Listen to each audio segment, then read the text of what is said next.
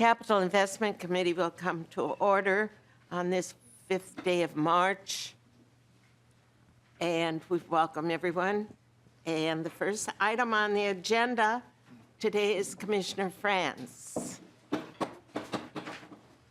who's going to go over the governor's budget recommendations to us. And we're coming off a high now. We passed House File 80 yesterday on the floor of the House of Representatives and the Senate, so we can only go up from here. Yes, thank you, Madam Chair, and thank you, members of the committee, for this opportunity to testify this morning. My name is Myron Franz, Commissioner of Minnesota Management and Budget, and what I'd like to do is spend the first part of your time this morning going over the overall package the governor's put together in the capital budget. There are a number of other folks in the audience today who will be able to testify about specific aspects of their agency and the bonding bill and their stuff. But what I wanted to really start talking about, as you mentioned, Madam Chair, the action that was taken yesterday and the need for a bonding bill. There have been many times since the governor released his bonding bill or his capital recommendations that I've heard people talk about that this capital budget includes too many projects, or it's too large, or it's too expensive, or we should wait till next year, which is a quote bonding year in 2020. Well, the simple answer to all those questions is these projects really cannot wait. First of all, when you look at deferred maintenance, I want to talk a little bit about the critical needs that we face and the opportunities that we have. If you look at deferred maintenance, the backlog continues to grow. Just between the state enterprise itself and the Minnesota State College and University System and the University of Minnesota, we're maintaining and preserving roughly 85 million square feet of public assets, with deferred maintenance costs totaling something in the neighborhood of $7 billion. If you look at another area in the aging water infrastructure, Minnesota communities have identified $5 billion worth of projects that need to be completed over the next 20 years to replace and rehabilitate wastewater and sewer systems. The only way to take care of that kind of a backlog is to make sure that every year we provide opportunities to reduce that backlog. Third, housing for everyone. According to the Minnesota Housing Finance Agency, between 2000 and 2017, the median rent in Minnesota increased 13%, while median income of Minnesota renters declined by 1%. The result of this is that housing that is affordable, safe, and comfortable is slipping out of the reach of too many Minnesotans. Fourth, in local transportation infrastructure, communities across the state and in the metro area are struggling to stay connected to critical services like healthcare, schools, and employment because of local roads and bridges that aren't safe or aren't built to current capacity. When roads are in poor condition, it costs Minnesotans time, money, and peace of mind. And finally, all of us are aware of the safety issues facing Minnesota correctional facilities. Correctional facilities play a key role in ensuring staff and workplaces are safe, but to achieve these outcomes, the Department of Corrections must be able to address the deferred maintenance needs that put safety and operations at risk. Although all of these needs are significant, and to be clear, the list is longer than just these three, Minnesota is in a position of opportunity to address these challenges. Interest rates are relatively low. Minnesota has a AAA bond rating. The governor's biennial budget includes significant or sufficient debt service to cover the cost of this capital investment proposal. And this capital budget recommendation falls well within our debt capacity guidelines, which were established in 2008. Half of this budget is directed toward preserving, maintaining, and renewing the assets we already have. And taking care of what we have is fiscally responsible. Not doing so will cost us money down the line. If we don't replace a leaking roof now, we may have to rehabilitate an entire building later. Oops. If I can make this work. I'd like to talk a little bit more about deferred maintenance. The image here is quite simple. The longer we wait to address facility needs, the more it will cost us. When a building is in excellent or even good condition, it costs state agencies less than $30 per square foot on average to take care of them. But those costs grow exponentially when agencies don't have the resources to make repairs. The average age of our 4,700 state buildings is 41 years, and those buildings are at a tipping point. 51% of those are in average condition or worse. One rating agency has taken note of deteriorating infrastructure and the risk that it presents to public assets. Last spring, Standard & Poor's wrote, "At high enough levels, deferred maintenance is a credit concern." And we think this will be an area of increasing focus in our analysis. Significant underspending in maintenance can reduce asset life and increase capital cost, pressuring government's future financial flexibility. Failure to maintain and invest in infrastructure could also lead to slower economic growth or public safety lapses. If we care about maintaining our AAA bond rating, we need to care about funding for asset preservation. The governor's capital budget prioritizes funding for the asset preservation program as well as standalone projects that address deferred maintenance needs, with recommendations in this area alone totaling $631 million. And over 90% of the governor's recommendation for higher education of $300 million, $272 million of that is for the higher education asset preservation program and other renewal projects across college campuses. Let's take a little bit of time to discuss the water infrastructure. The Minnesota Pollution Control Agency is required to report biennially on the identified wastewater treatment upgrade and construction projects in communities across the state. The high-level takeaway from the agency's 2018 report, over 1,000 projects at a total cost of $5 billion have been identified as needs over the next 20 years.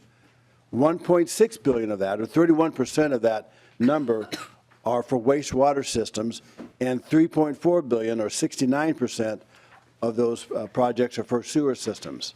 The report found that 5% of anticipated projects are related to meeting stricter water quality regulations, but that the overwhelming majority of projects, 95%, are related to replacing aging local water infrastructure. Water infrastructure is not an urban versus rural issue.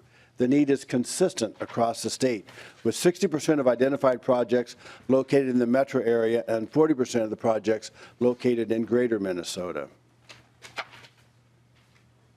In the area of housing that is affordable, the governor proposes that we increase the amount that we spend toward creating housing that's affordable by $150 million. Many of you are aware that the Minnesota Interagency Council on Homelessness in 2014 said that we need to create 5,000 new units of affordable housing between 2014 and 2020. As of February 2018, 2,500 units had been created. But in addition to building new housing that Minnesotans can afford, we must ensure that we're maintaining homes for families, for seniors, and for those transitioning out of homelessness and others who already depend on them. In 2018,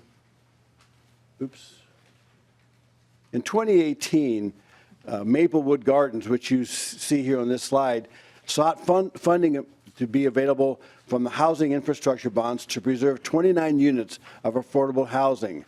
But due to limited resources, this project was not able to be completed.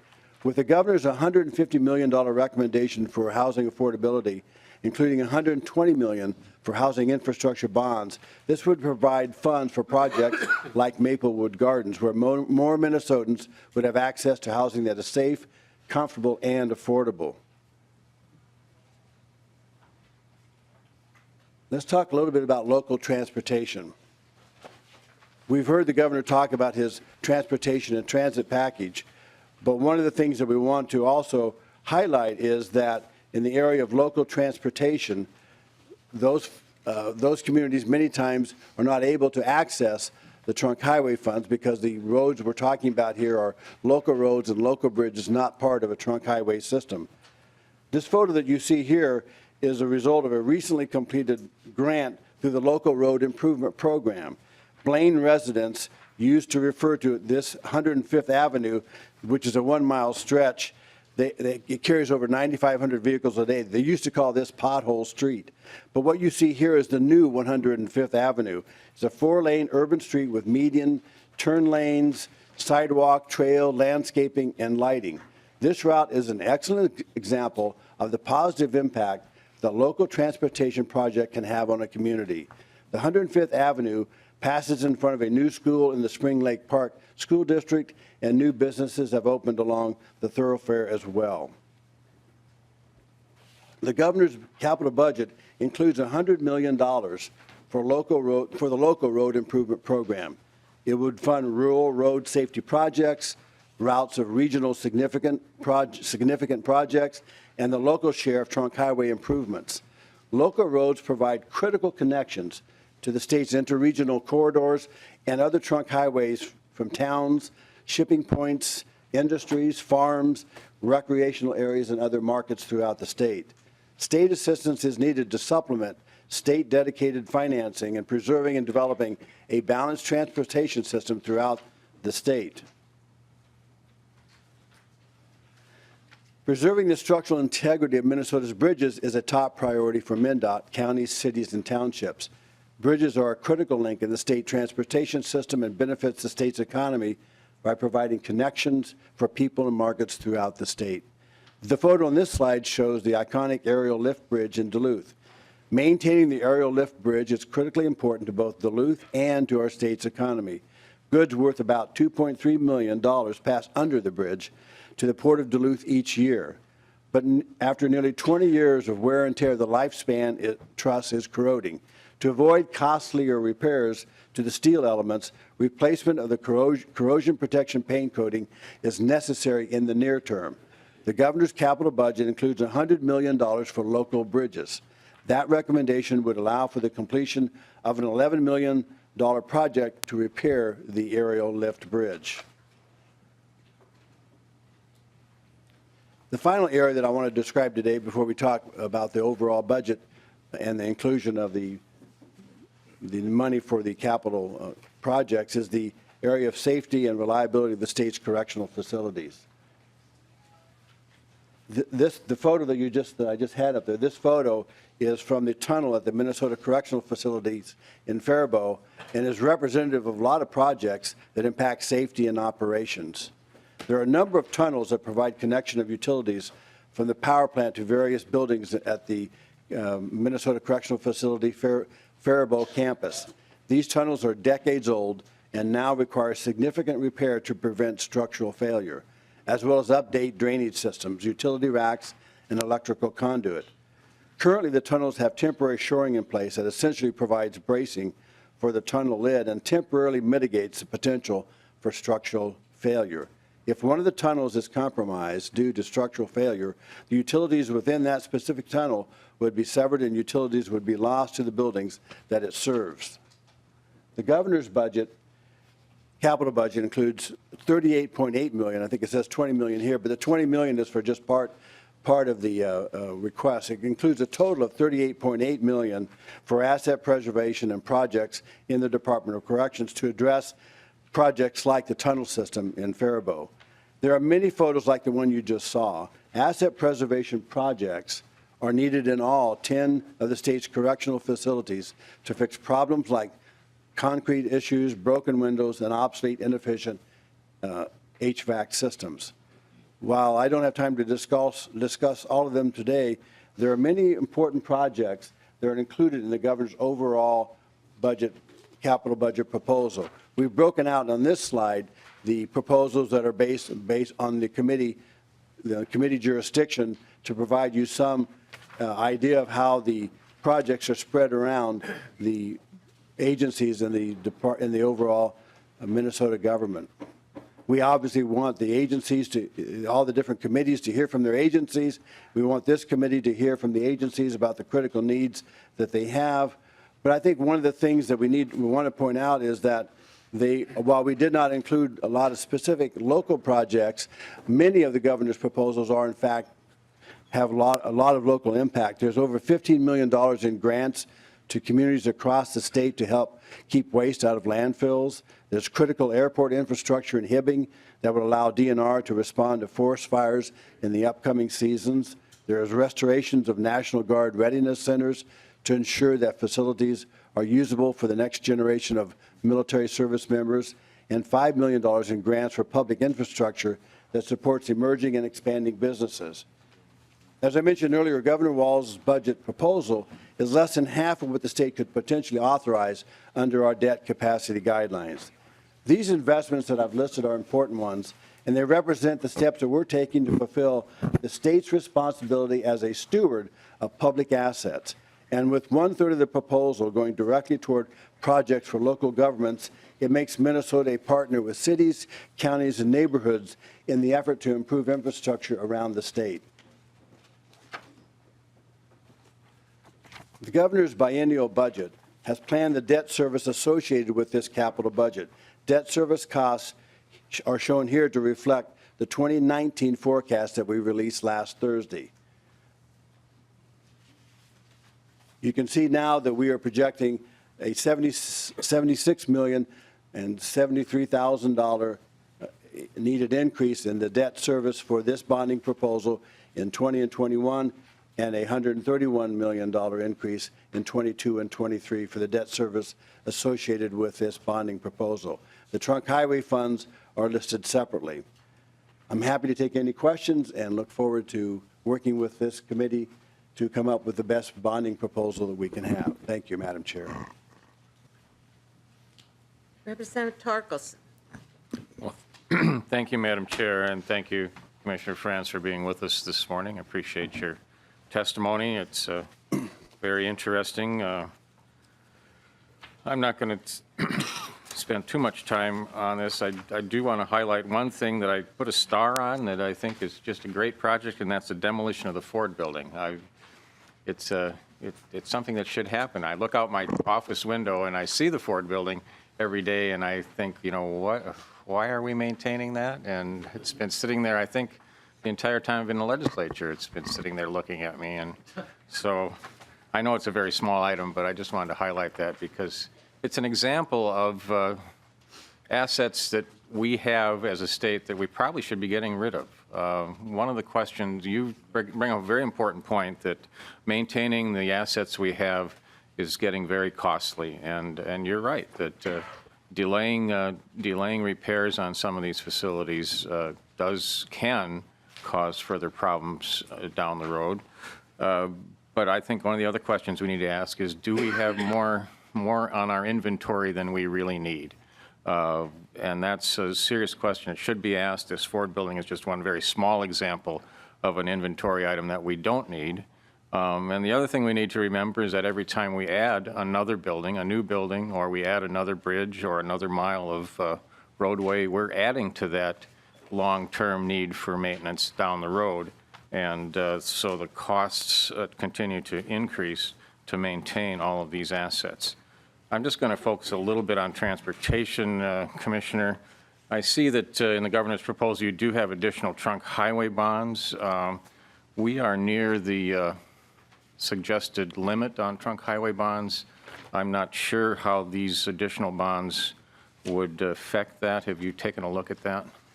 Commissioner Franz. Madam Chair, Representative, well, thank you for all those comments. I think going back to the original comment about the Ford building, you know, one of the things that Department of Natural Resources, the Minnesota Department of Transportation, as you know, are agencies with a lot of buildings spread around the state. And I think that's a key element, is thinking about what is our footprint? What is the footprint, the physical footprint of state government? And we need to be very cautious, about adding buildings, but we need to be cautious about what can we do to make sure that we're maintaining the kind of facilities that we need and make sense. And there are those occasions when the right decision is to take the building down and replace it, or at least eliminate it from service. So the Ford building is an interesting one because there are, I have to be fair and mention that there's some local interest in maintaining that building.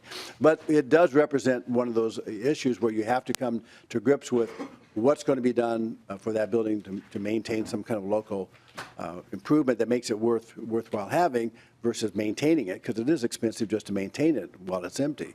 So I think buildings like the Ford Building and around the state, a number of agencies really are charged, I think, with that decision to come to the legislature and say, we can change our footprint that makes more sense. And I know the DNR constantly is looking at some of their buildings and facilities around the state to decide whether they should be upgraded or in some cases eliminated or modified. So that's a really important thing. And then the idea of adding new buildings, I would recommend that one of the things we should think about going forward is how do we on a regular basis maintain an account to provide for asset preservation or deferred maintenance on an ongoing basis. One of the things in the transportation area, they have the corridors of commerce that we hear a lot about, where they rank projects, they decide what are the highest priorities, how much do they cost to fix. But one of the things, and then maintaining some interest in supporting that on a regular basis. But perhaps we should do a similar thing when it comes to our infrastructure, whether it's University of Minnesota, Minnesota State, or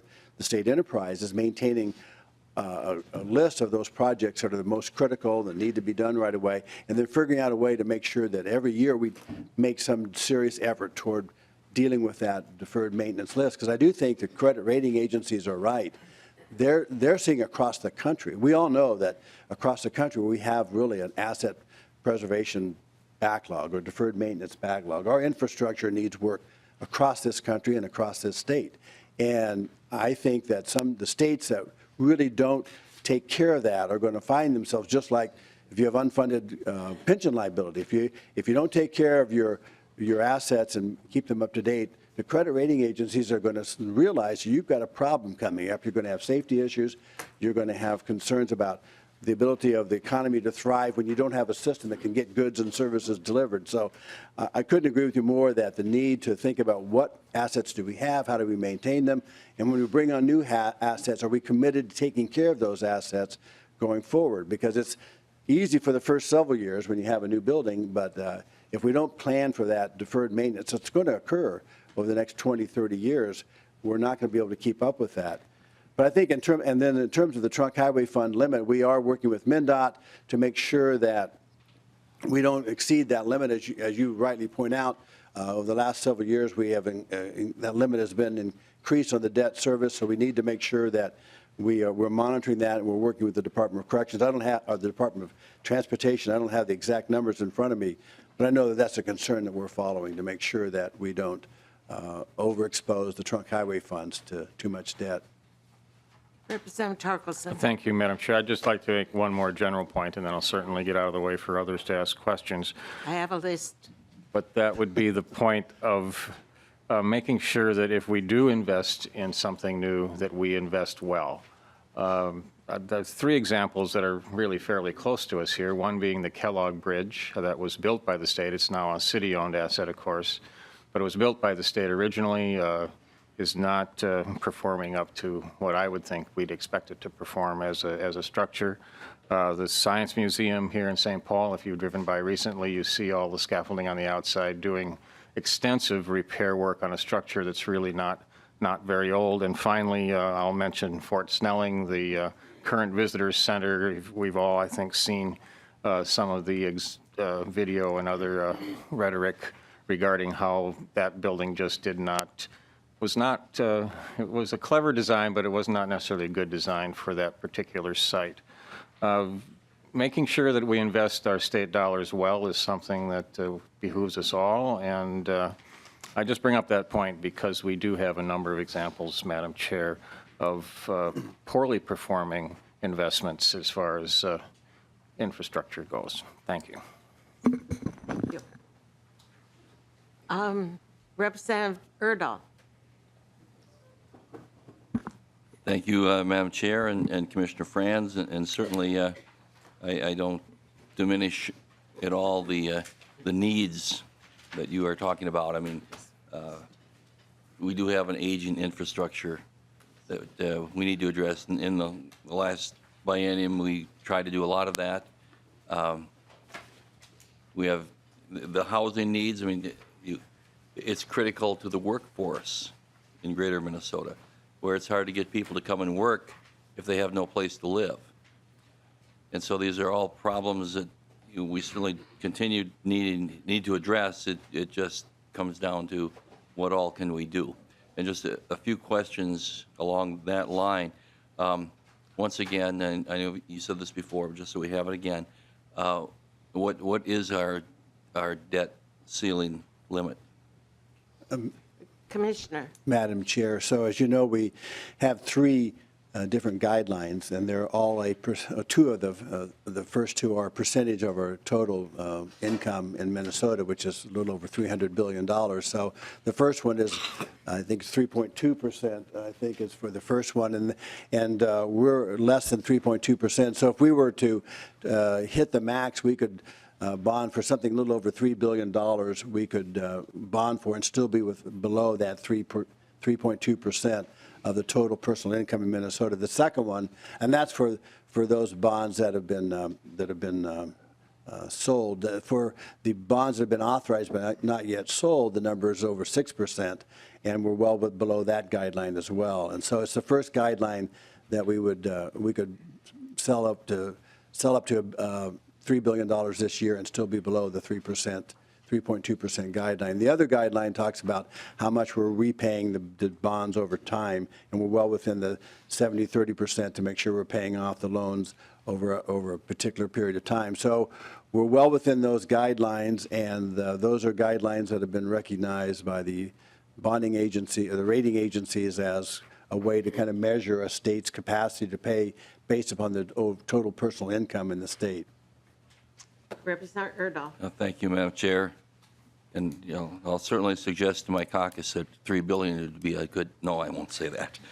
Please do. Now, you mentioned, debt service, how much we pay each year on bonds. What is that amount? Madam Chair, Representative, the number is a little over $1 billion for a biennium. It's like, I think it's $700 million per year. I have the number right in front of me, but it's about $1 billion, 1.3 or 1.4 billion a biennium is a current debt service. Okay, thank you. Madam Chair, just a comment. One of the concerns that folks in my caucus, some of them at least, bring up is, paying more for the bonds each year than we bond for, which puts us in an interesting situation. But from my standpoint, I again recognize the needs that we have, the fact that things are getting more expensive, and we have to do what we can this year and next to address those needs. One more thing. What is the average that we, in the odd year, what is the average bonding bill? Madam Chair, Commissioner. Representative, yeah, I think in terms of the overall debt, we're somewhere around 3% of our general fund, and which is, and if you compare Minnesota to other states, we're right in the middle of the pack in terms of debt capacity, in terms of the amount of debt we have compared to our sort of general fund available dollars. The current, I'm sorry, what was the second question you had? Well, Madam Chair. Representative Erdahl. I've heard it, the average bonding bill the first year of the biennium is in like 250 million, something like that. Madam Chair, Representative, yeah, we forecasted about 260 million, 275? 65, I'm sorry, 265 million. So what we've done over the years, as you know, is we've tried to maintain an average. What's the average bonding bill we do in an odd numbered year like a budget year like this year versus an even numbered year, and that's what we forecast. So what we've done in the forecast is assumed a $265 million bonding bill this year, and that is paid for, if you will, through the forecasting mechanism. It's not something we have to put into any budget. So the amount that's over 265, which is what we're showing here, the added cost of this debt service is above and beyond the $265 million. But we try to use an average over the last 5 years or so to maintain an idea of what's a fair amount to forecast for in an even numbered year and an odd numbered year. So that's the mechanism we use for forecast purposes. Just a quick thing to finish up. Representative Erdahl. Thank you, Madam Chair. So I'm assuming then that if we do this 1.3 this year, then we'd be doing probably 260 next year to even it out. Madam I Chair. didn't hear that. Representative, that would not be a correct assumption on the part of Governor Walz, but I think that's the 265 million simply reflects an average over time. And I think what the Governor Walz would say is that if we have the need, and if we have the resources and we can afford to do it, and the market conditions are correct, we should take care of those needs that we have at this time. Okay, so if, Madam Chair, if, Representative this is Erdahl. it, this I promise, this is it. Just going back to my previous question, if we are now paying around $700 million a year to pay this off, how much has that increased? And you don't have to give me an exact amount, but like 20 years ago, give me any idea about what we were paying? Madam Chair, Representative, I don't. Obviously, the number has increased as the size of the bonding bills have increased, but I don't have a good recollection in my mind of how much that's increased, either as a percentage or as a number, but I'll get that for you, if that's okay. You know, we had Governor Carlson with $1 billion bonding bill roughly 20 years ago, so maybe it's not that much different. It'd be interesting to know, though. Thank you. And Commissioner, your 41% or 41 that you said the average age of our Minnesota buildings is 41 years.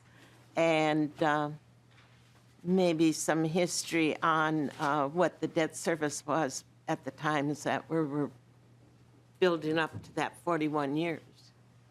Madam Chair, it's a really good point. And one of the things that over the years, as Representative Erdahl mentioned, in 1998, I believe it was the first time we had a bonding bill that was over $1 billion. And by the way, if you simply applied inflation to that number, the average bonding bill today would be $2 billion. But back in those early days when the buildings were first being built, obviously things were cheaper and the amount of money it took to maintain them was, in those dollars, a lot less. But that number has, as we've grown the needs of the state of Minnesota, as the population has grown, as the number of people needing services has grown, and those buildings have been built, we've obviously had to increase the amount of money it takes to both build and maintain those buildings over time. Representative Lilly. Thank you, Madam Chair, and Commissioner Franz.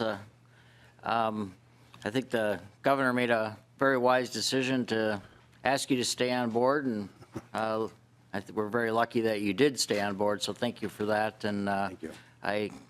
Every time you talk, I just feel like I learned so much.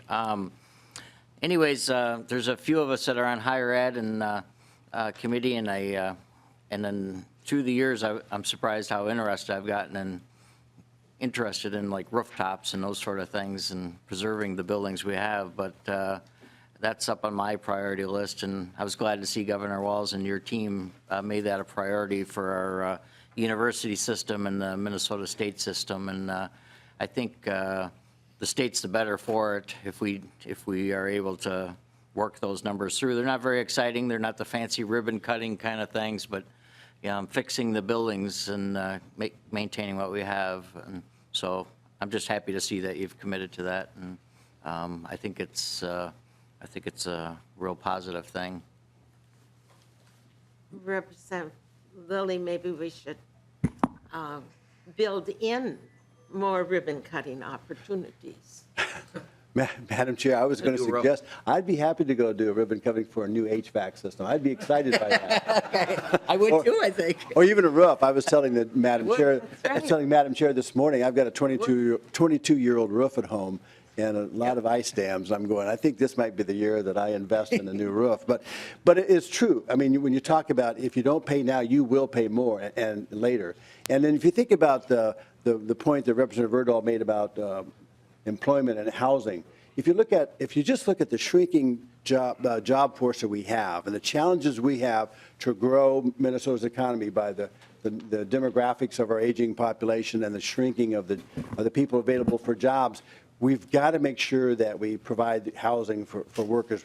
But we also have to make sure that the University of Minnesota, the Minnesota State, and those colleges and campuses throughout Minnesota provide safe and secure environments, because those institutions are really one of the leading edges we have to making sure that we educate and train the workforce, the schools around the E12 schools. I mean, obviously, everything goes, is what makes Minnesota so great, is that we do have a state that works, and we're very proud of what happens here. But, you know, you don't get anything for free. And if you don't pay for this stuff, it's not going to be, we're not going to be able to maintain that edge. We're not going to be able to attract people.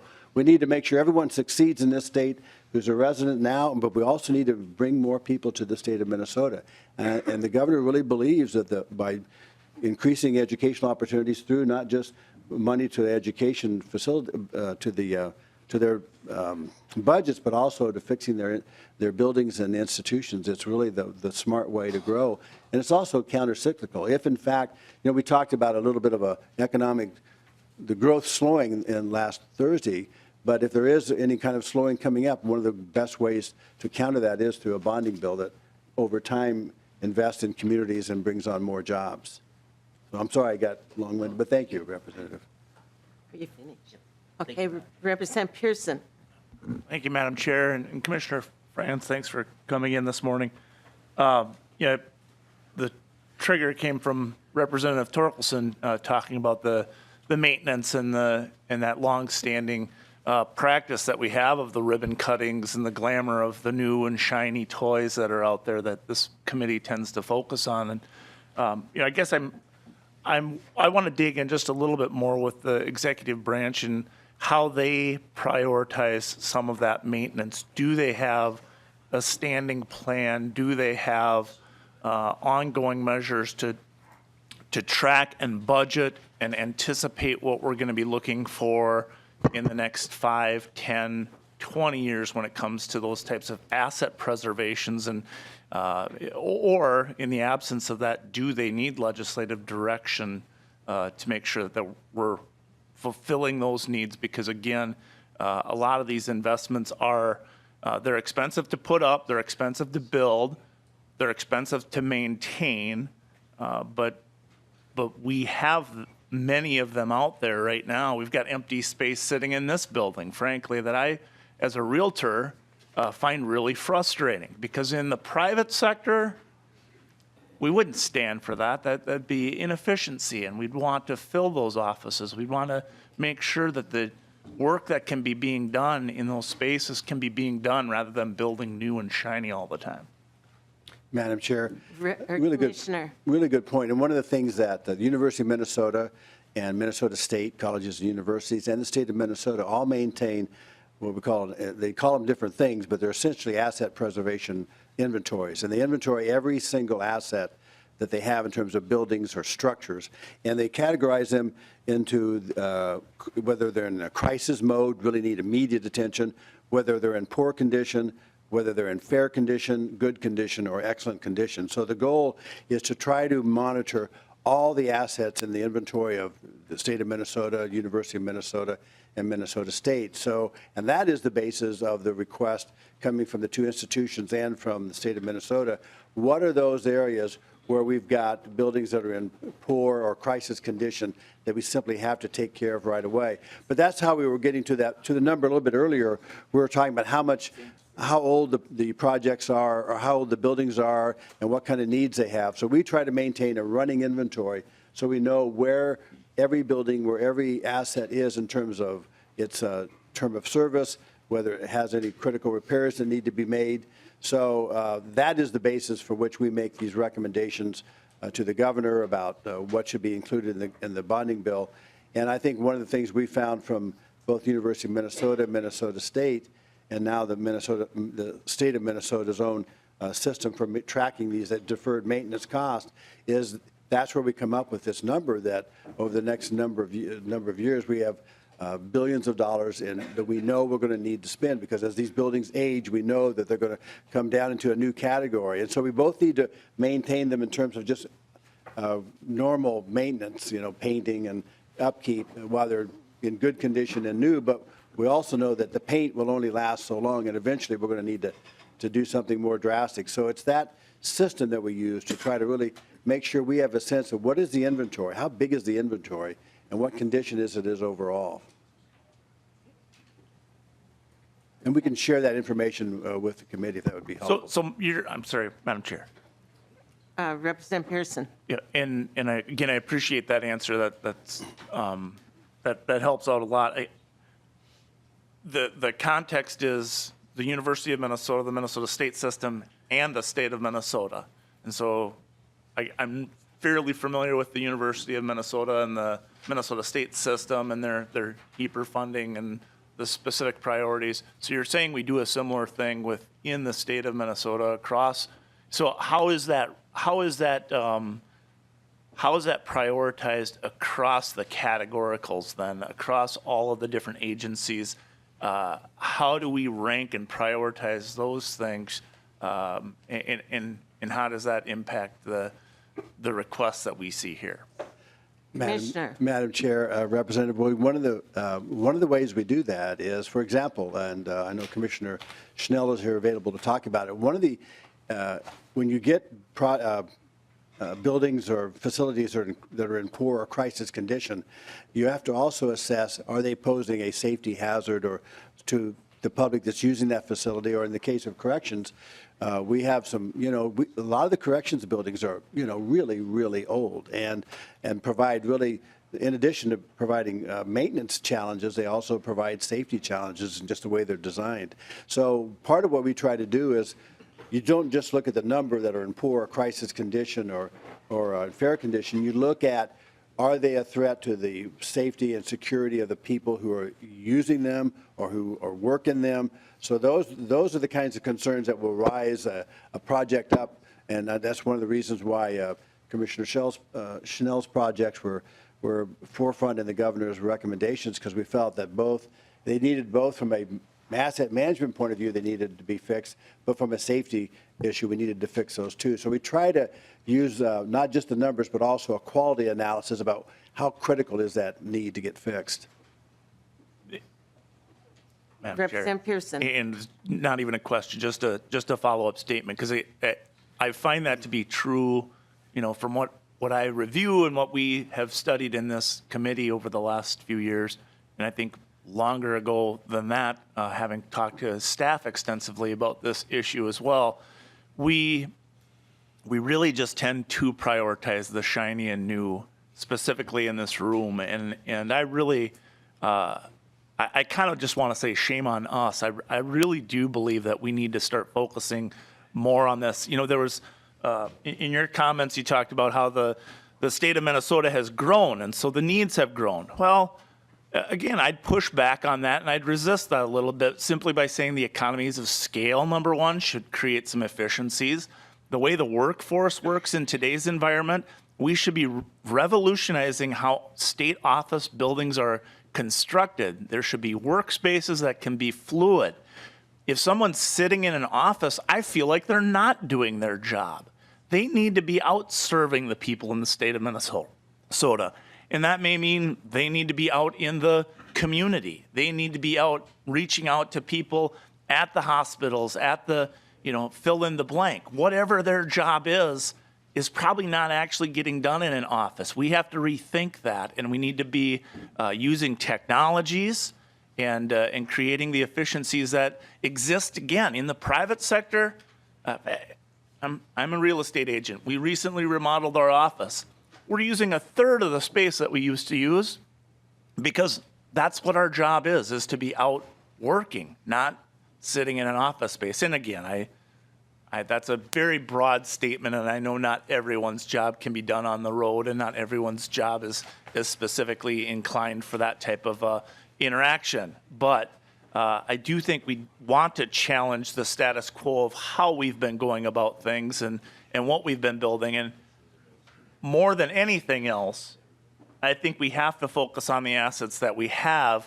The fact that we talk about structures being in a crisis situation, that's the problem here. I mean, again, we're building all this new and shiny, and I'm as guilty as the next person because, I've certainly authored my share of bonding requests as well. But shame on us if those are the ones we're prioritizing before we're doing the things that we need to take care of what we have and not be talking about things in a crisis. So that's all I wanted to share, Madam Chair. Thank you, Representative Pearson, and you've given us the background. to think about as this committee decides on our priorities for the first time for this biennium as we proceed along in the next several weeks. And you've given us points to consider at that time, and we will keep them in mind. Quickly, Representative Salk, we've reached. I'll just say that I would like to continue a discussion sometime about the topics that Representative Torkelson and Peterson have just talked about, because I have very strong feelings that are very much in line with that. I think that we build the fire here, and I think that as we're sitting here taking pot shots at it, we have to remember every one of us comes here with our chest out, ready to go at it, because our community has sent us up to bring home a new building, or to bring home a new road, or to bring home a new, that I think it's the mindset that we're struggling with, and I agree with Representative Pearson. And we will continue this conversation at a later time. Thank you so much, Commissioner. Your insights are very important to this committee. Thank you, And we liked your enthusiasm for going forward. And we look forward to continue to work with you. Thank you, Madam Chair. I appreciate it. Commissioner Schnell is here to talk today. And please remember, Commissioner is new, and Commissioner is bringing forth a proposal for buildings in his purview. And many of his buildings had a different use before the Department of Corrections received them. And as a former chair of corrections in general and judiciary and public safety, I have great memories of trying to convince that the buildings had usefulness, but they weren't built. Several of them weren't built as a prison, but they've been serving our state very well. And it was one way, by using these buildings for prison purposes, it was a way to keep the state in the regions that they had state investment in the first place. And so we have buildings scattered across the state. And welcome to this committee for the first time. Thank you, Madam Chair, members. It's a pleasure to be here. Paul Schnell, the new Commissioner of Corrections for the state, and really proud to represent the organization. The Minnesota Department of Corrections has over 300 buildings that we maintain and operate throughout the system. Of that, 150 of those buildings have elements that have some ratings that fall in the poor area, and 19 of them are in crisis, have been designated as crisis condition. And that occurs annually when inspectors go in and do a facility condition audit, and that's where those determinations come from. As Commissioner Franz mentioned, we have over $600 million in deferred maintenance needs across the Department of Corrections. And I think it's important to note that, we house over 10,000 people each day, roughly 10,000 people each day. The newest facility in our system is in Rush City, and that's 22 years old. And even now, we are just beginning to see the asset preservation needs developing in that facility. When we look at the entire system, 3 of our facilities, Stillwater, St. Cloud, and Red Wing, those buildings are all over 100 years old. And the needs in those facilities are significant. In addition to the housing of these people, in some of these prisons, we have as many as 400 people working in them at any given time. So the needs we know are profound. And as Commissioner Franz mentioned, $20 million of the governor's plan is to do correctional asset preservation. And he showed the picture of the tunnel at Faribault. We recently had a chunk of facade fall off one of the buildings in Faribault, which, as the chair pointed out, was previously a state hospital facility. Just these buildings are in really fundamental need of updating. Lionel Lakes Prison had the water system go down recently. And we fortunately were able to connect with city water because the well system there was not operating as it should. Stillwater has some really significant needs for updating and upgrading of bathroom and plumbing throughout. Much of that, some of that in some areas of the facility are even original, which is incredible to think about. As we look at the other projects throughout the system, we really are talking about things like Lionel Lakes. There's a building that is presently unable to be used because of kind of core electronics. The entire kind of heating HVAC system needed to be repaired. And so that building is not currently in use. But as we think about the system and what the needs are across the Department of Corrections, we know that services for mentally ill prisoners is a profound and significant need. We need to provide treatment programming for these inmates, and ultimately we believe that this building is one of the ways that we can address the growing need for mental health services that we're seeing within the system. St. Cloud's interior perimeter fence, that's a beautiful granite wall that surrounds that facility. If we were to do repairs on that granite wall itself, the cost would be astronomical, just astronomical. So really investing in the interior perimeter fence is one of the things that is a critical security necessity. Togo's, our challenge incarceration program at far northern Minnesota. We need to replace, there's a fundamental need there to replace the sewer system.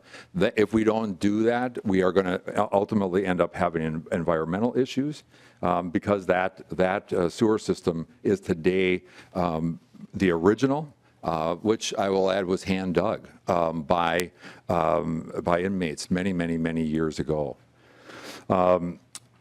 In St. Cloud and Stillwater, both of them require, for code purposes, a critical life safety need of fire suppression systems to be built in them. And I think these investments are huge, and they have big implications even in terms of the management of our population. So as we think about this, it does become a critical necessity for us to have these upgrades, but we also need to really work on in terms of how we plan them, because obviously we have to move inmates for periods of time while this work is being done.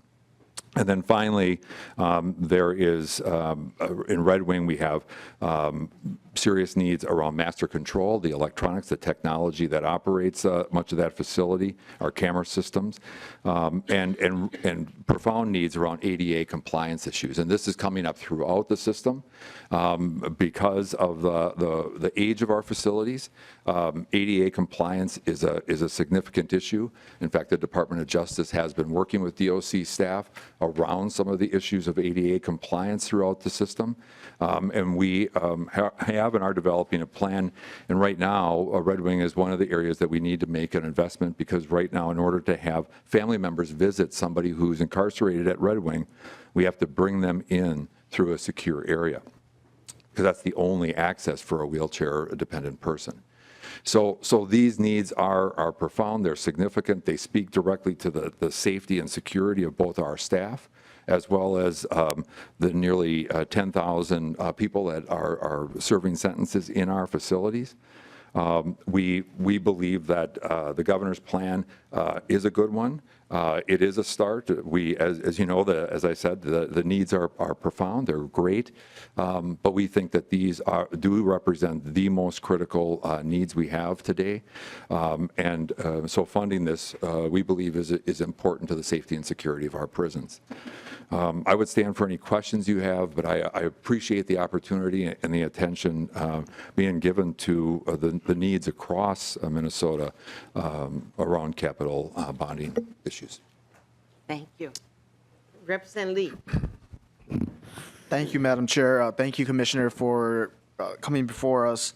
If I remember correctly in your statement, you said there are about 19 buildings that are in crisis condition. Can you tell us, are these housing people who are incarcerated right now? Or if not, what are their current functions? Madam Chair. Commissioner. Madam Chair, Representative Lee, yes, these do house. There are elements of the facilities that have critical needs. So we may have, for instance, the well system at Lionel Lakes is something. Now, we do have a redundancy or backup plan, but that is not a good long-term option because even that required a variety of jury-rigging kind of efforts to make that work.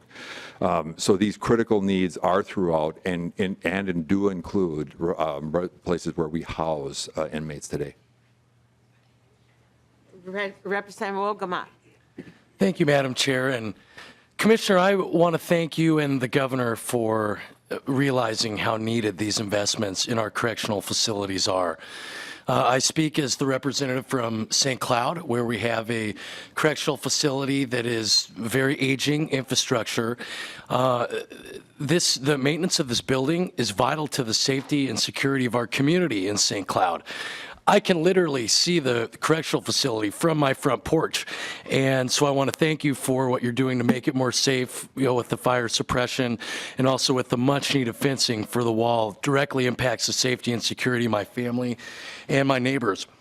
My question for you, Mr. Commissioner, is we've seen the cost of these projects, but from your perspective, what would the cost be of not making these investments, of not moving forward with your and the governor's recommendations? What would the cost be for the safety and security of Minnesotans if we don't move forward on these projects? Commissioner Schnell. Madam Chair, Representative, the costs, I can't even begin to speak to some of the costs. The reality is there's going to come a point where we are going to have to move people out of these some of these facilities, and that puts significant pressure on other areas of the system. We today, for instance, in St. Cloud and in Stillwater, those facilities were not built as double bunking facilities, and yet we double bunk in a number of these facilities.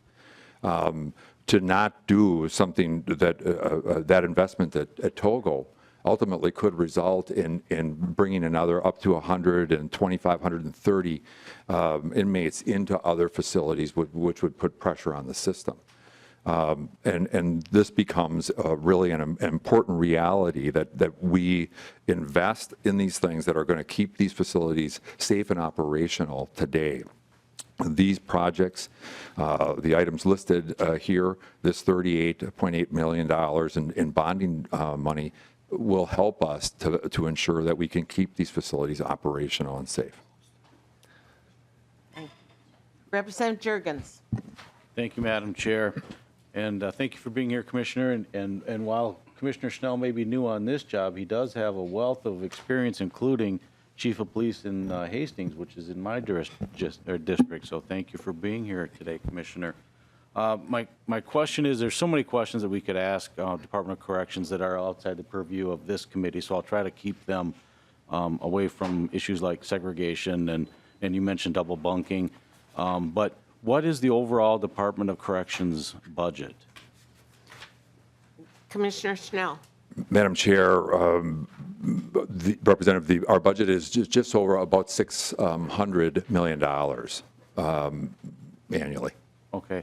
And with the other issues that you're facing, how the bonding requests that we have, I know one of the issues is even being able to hire enough of corrections officers. So how will the bonding help?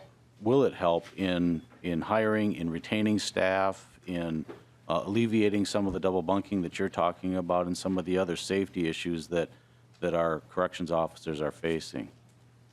Commissioner. Madam Chair, Representative, it will have an impact. We know that everything is connected. The perceptions of safety, the security system investments that we can make, some of the corrections, the general asset preservation things are including all of our some of our master control, electronics, the technology that we use to operate. That has a direct impact on the safety and security of our staff, as well as the inmates that we house. And ultimately, in order to recruit and retain people, we need to make these types of investments, the hard infrastructure investments as well, in order to both attract and retain staff to work in our facilities. Okay, thank you. Thank you, Commissioner. Thank you. Mr. Lockersmith.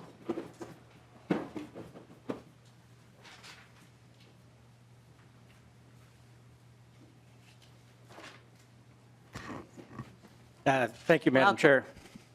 I'm Kent Lockersmo, the Director of Capital Investment for DNR. And thank you for the time to provide some more detail on DNR's portion of this request. And this request continues the focus on taking care of what we have. And that has been a growing request both in the legislature and certainly with Commissioner Landwehr and now Commissioner Stroman. Asset preservation is our #1 priority. And we've seen a difference. The legislature in the past few years has committed more dollars to asset preservation. And I should point out that DNR's has a separate definition. Ours is natural resources asset preservation. That is more than just buildings. It's for all types of our facilities. It's trails and roads and bridges and everything that's under our purview. DNR has over $3 billion of assets, not including land. And we have facilities in every county in the state. So the work that we end up doing is spread around the states. Now, most of the requests that you see in the governor's budget were things that were in last year's budget. Some of them were partially funded, and this completes some of those projects. Talking about buildings to begin with, we do have about half of the state's buildings. We have a little over 2,800 buildings. 1 in 3 of those buildings is over 50 years old. We've got some buildings that are over 100 years old. Many were built by the CCC, and you'll find those in the state parks around the state. 1 in 4 of the buildings are in either unacceptable or poor conditions. We have 215 buildings that are in unacceptable conditions. And obviously our focus on buildings is those that we are housing people in or that have significant public use. So we have $150 million of deferred maintenance in buildings. If you look at all of our assets, the deferred maintenance is about $445 million. We have just completed a report that identifies the 10-year needs for DNR dealing with our assets, and we can make that available to the committee. And that includes, I mean, we are looking at water and wastewater. We've had significant problems in some areas. Madam Chair, I'm sure you're aware that at Jay Cook, water line broke, and that park was without potable water for a number of months, and that was an emergency repair. We spent $150,000 on that fix. A couple of the other things that are in this request is the Fire Operations Center that Commissioner Franz mentioned to replace the ramp, the parking area for the planes at Hibbing for the our fire response. And the Hibbing Airport is one of 3 that are the primary air tanker bases. And that ramp is getting well past its life cycle. It's got cracks in it. It's the planes have to be careful as they come across that ramp now. We also have a dam safety request in the governor's budget for $2 million. We have 311 dams that are state-owned. There's about another 300 that are publicly owned. The highest priority on our list now, and by June, we provide a list to the legislature of our dam safety priorities. The top priority is the Norway Lake Dam, which is located in Pine River. And that's a high hazard dam that needs reconstruction. One of the things last year in our request was to improve accessibility for state parks and recreation areas. And we had a request for $20 million, and there was $500,000 that was funded last year that would provide for the planning and the design. And the idea behind that was to go to a state park and make it fully accessible. as we build new buildings, they're made accessible, they meet all of the code requirements. But instead of doing accessibility and ADA projects on a one-off basis, the proposal was to go to a park. William O'Brien is our top priority park, and to go there and make all of the facilities fully accessible. It's the buildings, the vault toilets, have the slopes at all of the trails, and have everything that would be fully accessible. So we're doing the design now. We don't know exactly what the cost of completing just William O'Brien entirely is yet. Early estimates were it's probably $5 million a park. So William O'Brien was the first park, and Fort Snelling was the second park on that list. The other main category that is in this budget was the betterment and acquisition of public lands. And our focus on that has been for acquisitions, it's to buy in holdings. It's to buy the parcels that can improve access. Forestry has one parcel. If they acquired this small parcel, it would provide access to another 1,600 acres of public land that's currently landlocked. So we were being very strategic in how we would approach that. Within parks, there's 41,000 plus acres of privately owned land that's within the statutory boundaries of the state parks. It's those kinds of parcels that we would be looking at acquiring. But the more important piece of that is the betterment of lands, which would include things like reforestation, dealing with severances on state trails, and safety on state trails, to put in a bridge or a tunnel underneath a road so you can avoid the at-grade crossings on state trails. On scientific natural areas, native prairie bank areas, provide for the parking and deal with the fencing and some of those improvements that aren't able to be done with the acquisition dollars. There's also prairie restoration, addressing public access needs. Also within that is shade tree grants, where we've had invasives affect the urban forests. So we've had programs in the past that provided grants to local governments. So real quickly, Madam Chair, that's a real quick overview of our programs, and I could stand for questions. It is, and I'm sorry but we're behind, but Representative Nornes. Thank you, Madam Chair. I'll be quick. Mr. Lockismo, I see the $20 million for acquisition and betterment of public lands on the list here. The question I have is, how much are we also spending on land acquisition with the LCCMR and Lessard SAMS funds? Is there money also requested there? Madam Chair, Representative Nornes, there are dollars requested within those programs. I don't have those exact numbers, but certainly there's been acquisition through those programs of, for parks and trails. And we can provide that to the committee, Madam Chair. Thank you. Representative Sandsted. Thank you, Madam Chair. I am looking at improving accessibility to state park and rec areas. You have 19.5 million, it looks like, set aside, and you gave us your number 1 and number 2 priorities. If those were taken care of, how much is left over for other parks? Director. Madam Chair and Representative, until we get into it and actually do the designs and the build, it's a little hard to say. I mean, we had roughly estimated that it would be $5 million a park. So if those two take 10, there's 9.5 left. And what we would like to do, and what we're trying to do now with the dollars provided, is to do some design and be more ready to construct. And that's what you see with the universities and the state colleges, where we've had a lack of funding in this area, so we've been dealing with emergencies on whether it's asset preservation or even this accessibility. So we need to do the design first and then get into the construction. Madam Chair. Representative Sandsted. Thank you. Last question. Is there a priority list on the parks in general? Madam Chair and Representative, you mean for the accessibility projects? Yes. Yes, and I can provide that. I don't have it in these papers. Thank you. We would really appreciate the things that you've offered to provide us with, and we will probably have questions at a later time, more questions at a later time for Certainly, you. Madam Chair, I'm available anytime. Very good. Thank you so much.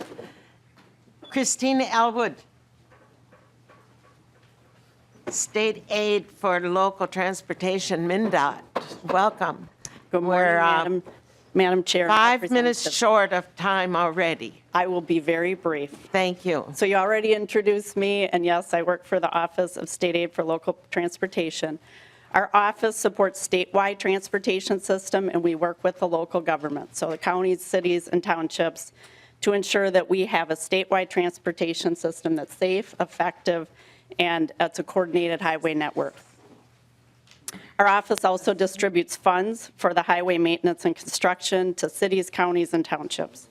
So two of the programs our office administers are the Local Road Improvement Program and the Local Bridge Replacement Program. And the local agencies do a really good job of delivering projects, and they've got an extensive list. So there are two handouts that you're going to be provided. So I'm going to talk about the Local Road Improvement Program first, but just from the big picture, I want you to know that 92% of the state's roadway miles are on the local system, and 80% of the bridges are on the local system. There are some significant needs, and those are demonstrated on both of the handouts that you're being provided. So in 2017, we had 217 projects that were requested for the Local Road Improvement Program, and that was for $584 million was the request. We were able to have a competitive solicitation. 36 statewide projects were funded with $25 million. And then in 2018, those same 217 projects, we were able to take 56 more projects and fund them with $35 million that was provided in 2018. And then we recently closed a solicitation for 2019. We don't have money, but we wanted to understand the needs that are still there for this program. And we received 119 applications for a request of $98 million. And we think that's a little low just because there's no funding there yet. And so if there's funding, we think that will increase. Some projects to quick highlight from that program are the City of Blaine. They reconstructed 105th Avenue from Trunk Highway 65 to Radisson Road. That serves the National Sports Center, the Schwann Super Rink, and the Blaine Soccer Complex. In 2018, in Renville County, there was a project on County State Aid Highway 4, and that was reconstruction of 5 miles of roadway, upgraded and accommodated trucks hauling 10-ton loads. Another project in Proctor, which was 6th Street and Almac Drive project. It was reconstructed to improve the streets, drainage, and pedestrian ramps. Another project in 2018 was the Carrollton Township, and this was selected because of the two township roads, Goodview and Heron in Fillmore County. The road was really unsafe and had a substandard gravel roadway. And it served the businesses and Eagle Bluff Environmental Center, which is one of the county's largest employers.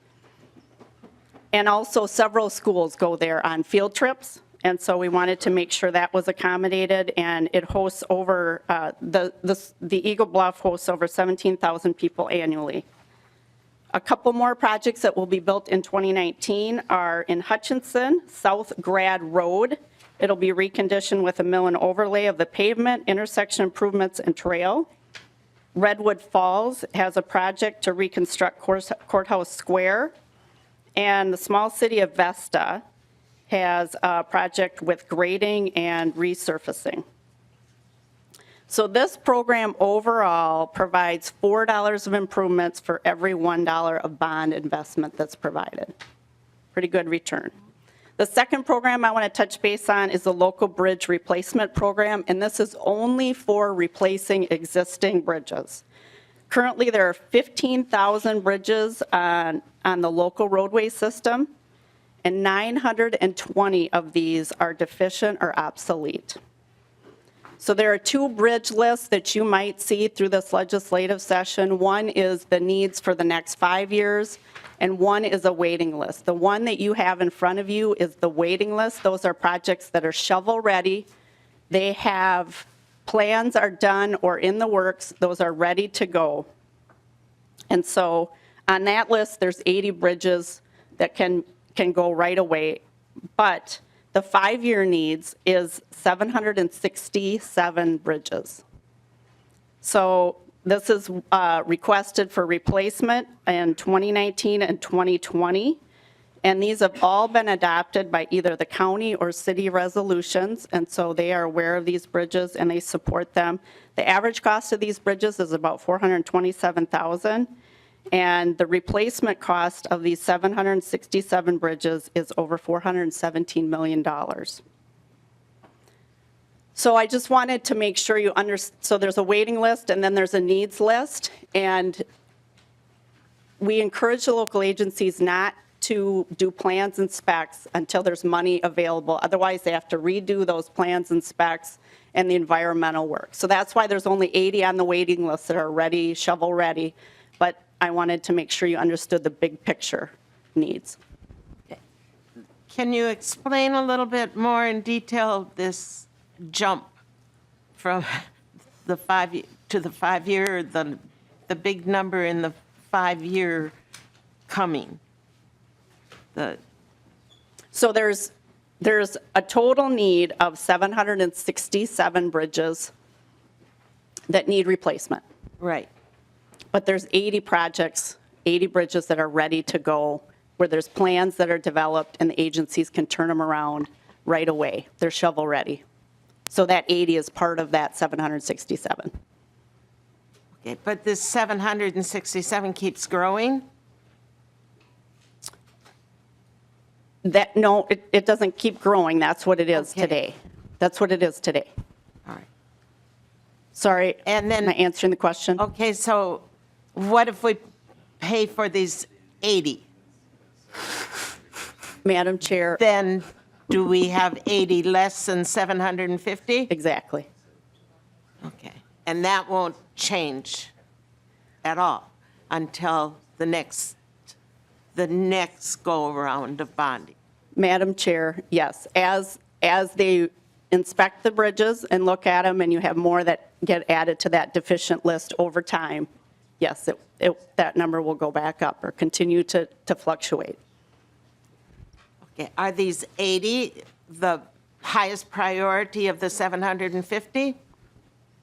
Madam Chair, yes, they are the high top priority bridges. So the 750th bridge is least likely to have trouble or break down? Madam Chair, now. yes, we put the top priority bridges are the ones that are on that waiting list, ready to go. Thank you very much.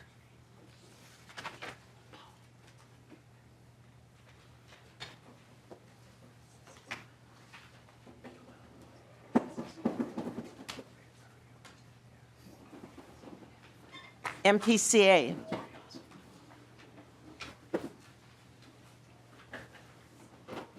Welcome. Thank you, Madam Chair. Good morning. My name is Greta Gauthier. I'm with the Minnesota Pollution Control Agency. I apologize, Kurt Kudelka could not join us today. I'm going to quickly go over our projects in this bill, Madam Chair. As you know, one of our key functions is the management of solid waste or garbage.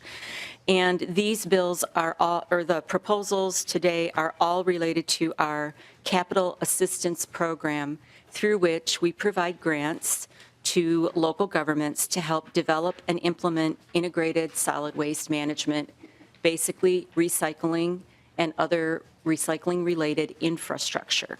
So today we have $15.3 million worth of projects. There are 4 projects, and I'll go through them quickly. The first one that is statewide, Madam Chair, is for composting infrastructure across the state.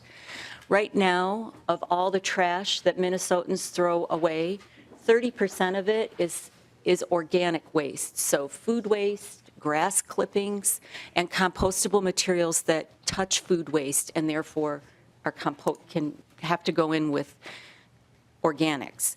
So, Madam Chair, if we could divert that 30% of organic waste from the waste stream, that would reduce our demand for future landfills and would save the state money in the long run. As we know, closed landfills can be very expensive. So statewide, these would be grants to public facilities for building or expanding compost facilities or adding transfer stations for compost. The second one is a grant in Clay County in Moorhead to construct a new transfer station, and this would divert more than 9,400 tons of material per year from the Clay County landfill. This transfer station will allow them to handle more recyclables and problem materials like household hazardous waste, electronic waste, and other bulky waste. Then that will be able to do that where they cannot do that today. The third is in Brooklyn Park, Madam Chair, in Hennepin County. This is another expansion of a transfer station, and that would give them the capacity to handle an increased volume of organic materials they are currently receiving. It'll help us increase the organics diverted to 25,000 tons per year, over and above what they are currently doing today. Madam Chair, the fourth project is in Anoka County in Coon Rapids, and this is at the Coon Rapids Recycling Center. And this center focuses on hard-to-manage projects like polystyrene, appliances, carpet, mattresses, and more, and they have reached their maximum capacity. And so this grant will allow them to add capacity to take more material from across the Anoka County. And so, Madam Chair, I would be remiss if I did not also mention that in the governor's budget and in the Clean Water Legacy Fund are dollars that support a previous bonding appropriation from 2017 that was for $25.4 million for the St. Louis River area of concern and the cleanup. So we are proposing to continue the positions and the remediation money that was part of the deal that by which we are leveraging $47.2 million from the federal government. So I would be remiss if I did not mention that we are continuing that very important cleanup project in the St. Louis River. With that, Madam Chair, I'd be happy to stand for questions. Thank you. Representative Salk. Thank you, Ms. Chair. This may be just a question that opens a door and we have to close it later. I'm quite aware of, I happen to live in Olmsted County, and we've got a situation where we've got a burner that basically all our garbage goes into the burner, is turned into either steam for other uses in the community and electricity. Through that project, we have actually closed one of our landfills and reversed it. We are now at the end of recycling that whole landfill back into the burner and making that garbage disappear. The conflict that's developing is the ratings toward being what our energy standards are to be like. I don't even know what the designations are that we want. We're trying to be 100% by, and then whatever that designation is. Things like burners are going to fall off the table. So a burner, although it's doing, I think, an incredible good for society in that we are not burying all our garbage in our land for the water to get polluted, that burning activity is going to fall off of recognition as to energy in our state. And I'm concerned about the kind of conflict that these two dialogues are going to create quite soon. So I don't know if you have any awareness or comments or thoughts. I would give you the open door to do that, but I understand that I've opened a gigantic, big discussion. Commissioner. Thank you, Madam Chair, Representative Salk. Yes, we are very aware of that issue. The state of Minnesota has statute that sets a hierarchy for solid waste management. Obviously, the most preferred option is to reduce our solid waste, not create it in the first place, then to recycle, and so forth. And at the very bottom of the list is landfilling. We consider under that state law, and we agree with it, that incineration to produce energy or waste to energy facilities are a higher priority than landfilling. And so under current state law, we support the current infrastructure the state of Minnesota has to continue. Minnesota has more waste to energy infrastructure than some other states, but we feel that the extraction of energy out of that waste is what puts it higher in our priority list in statute over landfills. I hope that clears it up, Madam Chair, but you are right. This is the intersection of energy policy and solid waste policy, and that's going to be something that the legislature is going to have to detangle. Thank you. Thank you. Thank you, Madam Chair. Mr. Carlson?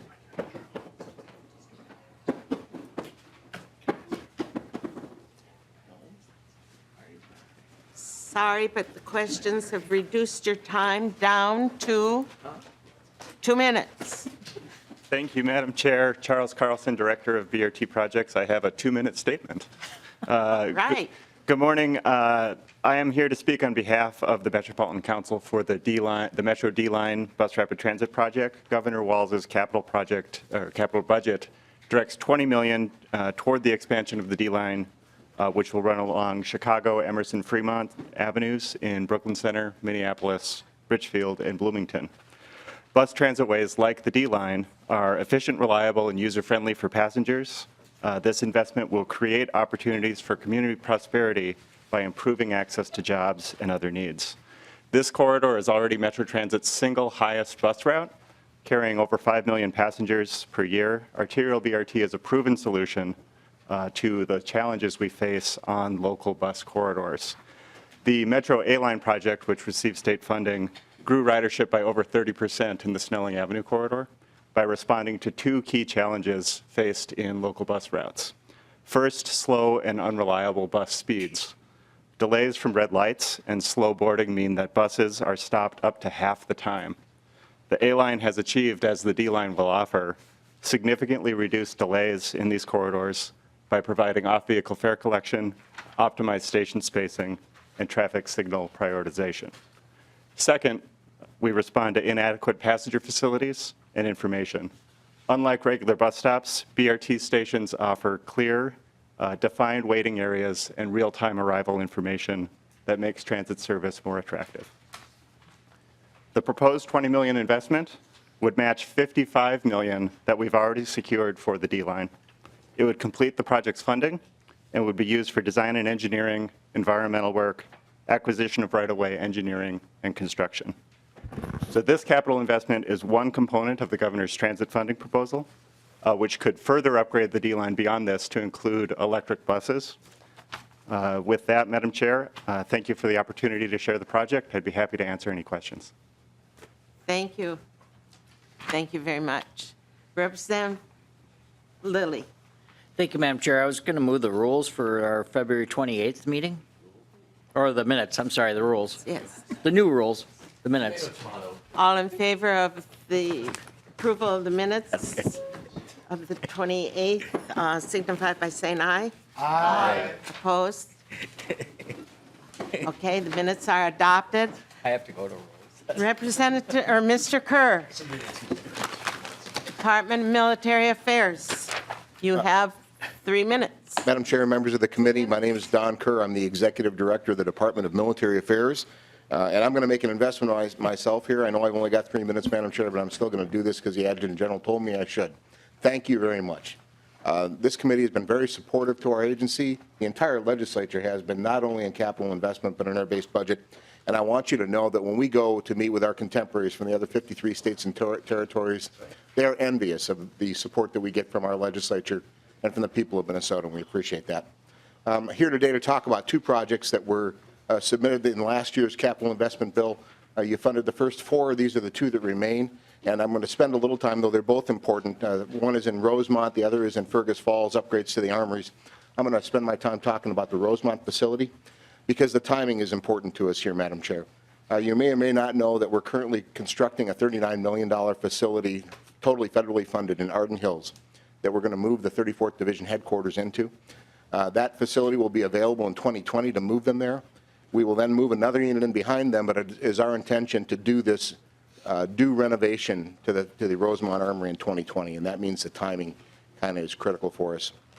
What we don't want to do is move a unit in there and then have to move them out again later to do the renovation. So that's why this is our #1 priority. It's a fairly large project, but that's why it's there, and it's kind of critical for us. The Fergus Falls project needs to be done as well. You'll notice that there's a handout that came out to the members. It's got pictures of armories on it, and that gives the details of the projects. And I think with that, Madam Chair, I will stand for any questions and yield back any time. Representative Erdahl. Thank you. Excuse me. Thank you, Madam Chair. And Mr. Kerr, How many armories do we have in the state of Minnesota? Madam Chair, Chief Representative Erdahl. The honorable is fine. We have 61 armories, and that number's a little bit wishy-washy because we actually, it depends on whether you count the ones that were in construction and haven't completed yet, but we're going to go with 61. That's our number. We're sticking to it. Thank you. Representative Erdahl. Thank you, Mr. Chair, and Mr. Kerr. I'm going to give you, in 30 years, how many will we have? Mr. Kirk? Mr. Chair, Representative Erdahl, our current plan is to be down to 54 armories in 30 years. We do have a plan to divest of certain facilities. It's not strictly based on the age of the facility or the condition of the facility, though that factors in. It also has to do with the demographic projections and our activities in the state. For example, it's important that we be where there are people who can be soldiers, but it's also important for us to be where we may need to perform state active duty missions. For example, we housed 187 travelers in the Owatonna Armory last week when they were stranded due to the weather, and it's important that we maintain that footprint out in the communities so that we can support the people of Minnesota. And so it's not totally an economic decision about where we're going to divest, but there are demographics involved. There's past military unit history and past state active duty performance history that bears into the equation. Thank you, Mr. Kerr. And members, thank you. We will be meeting next on Thursday, March 7th. This meeting is adjourned.